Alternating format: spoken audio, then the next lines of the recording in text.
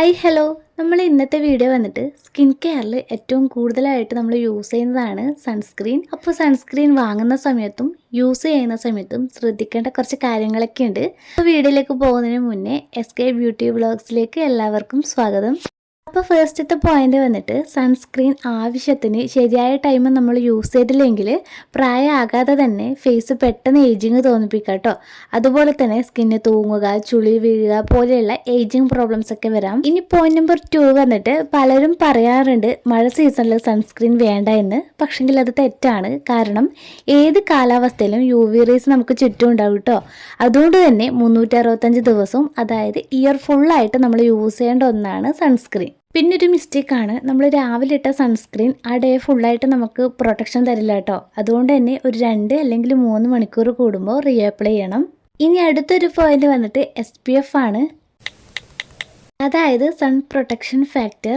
ഇത് UVB UVA റേസിൽ നിന്നും എത്രത്തോളം സ്കിന്നിനെ പ്രൊട്ടക്റ്റ് ചെയ്യും എന്ന് സൂചിപ്പിക്കുന്നതാണ് കേട്ടോ. ഡെർമറ്റോളജിസ്റ്റ് റെക്കമെൻഡ് ചെയ്യുന്നത് SPF 50നും അതുപോലെ തന്നെ 50ക്കും ഇടയിൽ വരുന്ന സൺസ്ക്രീൻ യൂസ് ചെയ്യാനാണ് കേട്ടോ. SPF 50ൽ 93% സൺ പ്രൊട്ടക്ഷൻ കിട്ടും കേട്ടോ. SPF 30 ആണെങ്കിൽ 97%, SPF 50 ആണെങ്കിൽ 98% കേട്ടോ. ഇനി പോയിന്റ് നമ്പർ 4 വന്നിട്ട് വെയിലത്ത് ജോലി ചെയ്യുന്നവരും അതുപോലെ തന്നെ കൂടുതലായിട്ട് വെയിൽ കൊള്ളുന്നവർക്കും വേണ്ടിയിട്ടാണ് കേട്ടോ. വെയിലത്ത് പോകുമ്പോൾ സൺസ്ക്രീൻ എന്തായാലും നമുക്ക് നല്ലപോലെ പ്രൊട്ടക്ഷൻ തരുന്നുണ്ട്. എന്നാലും കൂടുതലായിട്ട് വെയിലത്ത് ജോലി ചെയ്യുന്നവർ അതുപോലെ തന്നെ ബീച്ചിലൊക്കെ പോകുന്ന സമയത്ത് സൺഗ്ലാസ്, ക്യാപ്പ്, നല്ല പ്രൊട്ടക്ഷൻ കിട്ടുന്ന ഡ്രസ്സൊക്കെ യൂസ് ചെയ്യാൻ വേണ്ടിയിട്ട് മറക്കരുത് കേട്ടോ.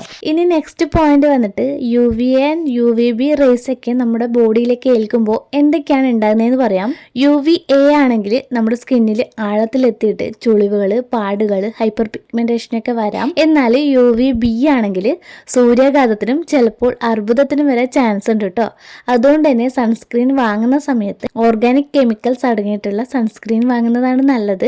കാരണം ഇത് UVA ആൻഡ് UVB രശ്മികളിൽ നിന്ന് നല്ലപോലെ പ്രിവെന്റ് ചെയ്യും. ഇനി പോയിന്റ് നമ്പർ 6 വന്നിട്ട് സാധാരണ എല്ലാവരും മുഖത്ത് ശ്രദ്ധയോടെ സൺസ്ക്രീൻ ഒക്കെ പുരട്ടാറുണ്ട്. എന്നാൽ കഴുത്തിലും വെയിൽ കൊള്ളുന്ന മറ്റു ഭാഗത്തൊന്നും അപ്ലൈ ചെയ്യാറില്ല. എന്നാൽ അങ്ങനെയല്ല കേട്ടോ. നമ്മുടെ ഫേസിൽ എങ്ങനെയാണോ യൂസ് ചെയ്യുന്നത് അതുപോലെ തന്നെ നമ്മുടെ കഴുത്തിനും കഴുത്തിൻ്റെ പിൻഭാഗം, ചെവിയുടെ ഭാഗം, കാലുകൾ, കൈകൾ, അങ്ങനെ വെയിൽ കൊള്ളുന്ന എല്ലാ ഭാഗത്തും നമ്മൾ അപ്ലൈ ചെയ്യണം. പിന്നെ ലിപ്പിനൊക്കെ ആണെങ്കിൽ SPF അടങ്ങിയിട്ടുള്ള ലിപ് ഗ്ലോസ്, ലിപ്സ്റ്റിക് ഒക്കെ ഇപ്പോൾ അവൈലബിൾ ആണ്. ഇനി അടുത്തൊരു പോയിന്റ്, ഏതൊക്കെ സ്കിൻ ടൈപ്പേഴ്സിന് ഏതൊക്കെ ടൈപ്പ് സൺസ്ക്രീനാണ് യൂസ് ചെയ്യേണ്ടത് പറയാം. ഫസ്റ്റ് ഇത്തത് ഓയിലി സ്കിന്നാണ്. ഓയിലി സ്കിൻ ടൈപ്പേഴ്സിന് ജെൽ ഫോമിലുള്ള കട്ടി കുറഞ്ഞിട്ടുള്ള സൺസ്ക്രീൻ യൂസ് ചെയ്യുന്നതാണ് നല്ലത്. ഡ്രൈ സ്കിന്നിനാണെങ്കിൽ ക്രീം അല്ലെങ്കിൽ ലോഷൻ ഫോമിലുള്ളത് യൂസ് ചെയ്യുന്നതാണ് നല്ലത്. അതും അലോവേര എക്സ്ട്രാക്റ്റ് ഒക്കെ വരുന്നതാണെങ്കിൽ നല്ലതായിരിക്കും. പിന്നെ സെൻസിറ്റീവ് സ്കിൻ ടൈപ്പേഴ്സിന് ഫിസിക്കൽ സൺസ്ക്രീൻ യൂസ് ചെയ്യുന്നതാണ് നല്ലത്. കാരണം അവർക്ക് പെട്ടെന്ന് സ്കിൻ ഇഷ്യൂസ് ഒക്കെ വരാൻ ചാൻസ് ഉണ്ട്. അപ്പോൾ ഇനി സൺസ്ക്രീൻ യൂസ് ചെയ്യുന്ന സമയത്ത് ഇതുപോലുള്ള ചെറിയ ചെറിയ കാര്യങ്ങളൊക്കെ ശ്രദ്ധിക്കും കേട്ടോ. നമ്മൾ കൃത്യമായി യൂസ് ചെയ്തില്ലെങ്കിൽ റിസൾട്ടും കൃത്യമാവില്ല. അതുകൊണ്ട് തന്നെ പുറത്തിറങ്ങുന്നതിന് അരമണിക്കൂർ മുമ്പേ സൺസ്ക്രീൻ അപ്ലൈ ചെയ്യുക. അതും വെയിൽ കൊള്ളുന്ന എല്ലാ ഭാഗത്തും കറക്റ്റ് പ്രൊട്ടക്ഷൻ കിട്ടാനായിട്ട് ഓരോ 2 മണിക്കൂർ കൂടുമ്പോൾ റീഅപ്ലൈ ചെയ്യുക. പിന്നെ പ്രൈസ് മാത്രം നോക്കി നിങ്ങൾ വാങ്ങരുത്, കൃത്യമായിട്ട് നോക്കണം. ഹൈ റേറ്റിൽ വരുന്ന സൺസ്ക്രീൻ ഒക്കെ തന്നെ നല്ലതാവണമെന്നില്ല. എന്നാൽ ചീപ്പ് റേറ്റിന് കിട്ടുന്നതൊക്കെ മോശമാവണം എന്നുമില്ല കേട്ടോ. പിന്നെ എക്സ്പയറി ഡേറ്റ് കഴിയാറായതൊന്നും വാങ്ങാതിരിക്കുക. 1 മന്ത് 2 മന്ത് ഒക്കെ കഴിയാറായതൊന്നും വാങ്ങരുത്. കാരണം സൺസ്ക്രീൻ നമ്മളൊരു 4 മന്ത് അല്ലെങ്കിൽ 5 മന്ത് ഒക്കെ യൂസ് ചെയ്യേണ്ടതാണ്. പിന്നെ നമുക്ക് അതിനൊരു ബെനിഫിറ്റ്സ് ഇല്ലാതെ ആയിപ്പോവും. അതൊക്കെ ഒന്ന് ശ്രദ്ധിക്കുക കേട്ടോ. അപ്പം നമ്മൾ ഇന്നത്തെ വീഡിയോ ഇത്രയൊക്കെയുള്ളൂ. വീഡിയോ ഇഷ്ടമായിട്ടുണ്ടെങ്കിൽ മറക്കാതെ ലൈക്ക് ചെയ്യുക, വീഡിയോ ഷെയർ ചെയ്യാനും ചാനൽ സബ്സ്ക്രൈബ് ചെയ്യാനും കമൻറ്റ് ചെയ്യാനും മറക്കല്ലേ.